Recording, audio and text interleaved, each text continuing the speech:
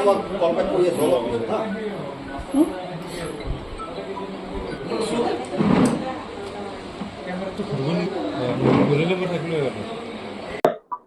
শ্ৰী জিতেন কলিতা, মোৰ ঘৰ তুলসীবাৰীত।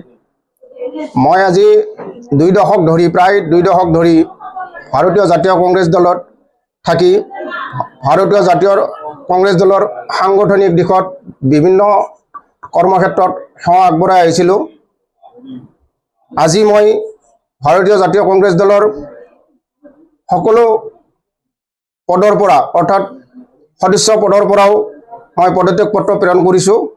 বৰ্তমান মই ভাৰতীয় জাতীয় কংগ্ৰেছ দলৰ ৰঙিয়া ব্লক কংগ্ৰেছ কমিটিৰ সাধাৰণ সম্পাদক পদত অধিষ্ঠিত আছিলোঁ আৰু আজি কিছু সময় আগৰ পৰা মই এতিয়া কোনো ৰাজনৈতিক দলত নাই। যিহেতু মই এজন দীৰ্ঘ সময় ধৰি ৰাজনৈতিক দলত কাম কৰি অহা ব্যক্তি, লগতে সামাজিকভাৱে বহু সামাজিক ক্ষেত্ৰত জড়িত, সেয়েহে নিশ্চয় সমাজৰ কাম কৰাৰ কাৰণে এখন ৰাজনৈতিক মঞ্চৰ প্ৰয়োজন থাকে।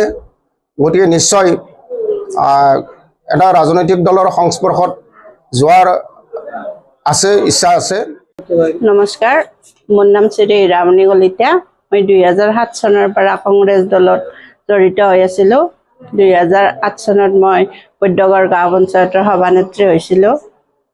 তাৰপিছত মই 2016 চনত ৰঙিয়া ব্লক কংগ্ৰেছৰ সভানেত্ৰী হৈছিলোঁ আৰু এতিয়া মই বৰ্তমান কংগ্ৰেছ দলত জিলা কংগ্ৰেছৰ সম্পাদিকা পদত আছিলোঁ। আজি মই পদত্যাগ কৰিলোঁ আৰু মই ৰঙিয়া ব্লক কংগ্ৰেছৰ সভাপতিলৈ মই হোৱাটছআপ যোগে পদত্যাগ পত্ৰ প্ৰেৰণ কৰিছোঁ। ইতিমধ্যে উন্নয়ন মানে বিজেপি চৰকাৰেতো বহুতে উন্নয়ন কৰিছে আৰু উন্নয়নৰ কাৰণে আমাৰ হেমন্ত বিশ্ব শৰ্মাৰ চৰকাৰত উন্নয়নৰ কাৰণে মই বিজেপি দলৰ প্ৰতি আকৃষ্ট হৈ বিজেপি দলত জইন কৰিম আৰু মোৰ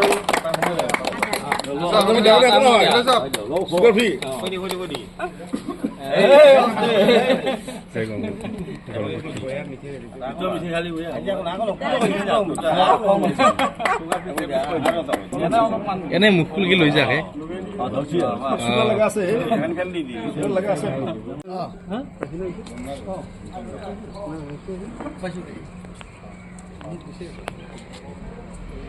भारत माता की जय। बीजेपी जिंदाबाद, बीजेपी जिंदाबाद, भवेश कलिता जिंदाबाद, हेमंत बिश्व शर्मा डॉक्टर जिंदाबाद, दिलीप शइकिया जिंदाबाद, दिलीप शइकिया जिंदाबाद, निपन भुइया जिंदाबाद, निपन भुइया जिंदाबाद, बीजेपी जिंदाबाद, जिंदाबाद जिंदाबाद, बीजेपी जिंदाबाद, जिंदाबाद।